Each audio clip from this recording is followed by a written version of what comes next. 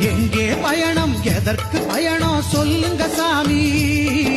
சபரிமலைக்கு புனித பயணம் போறோம் சாமி. எங்கே பயணம் எதற்கு பயணம் சொல்லுங்க சாமி. சபரிமலைக்கு புனித பயணம் போறோம் சாமி. யாரை காண சொல்லுங்க சாமி. ஹரிஹர புத்திரன் ஐயனை காண போறோம் சாமி. ஹரிஹர புத்திரன் ஐயனை காண போறோம் சாமி. எங்கே பயணம் எதற்கு பயணம் சொல்லுங்க சாமி.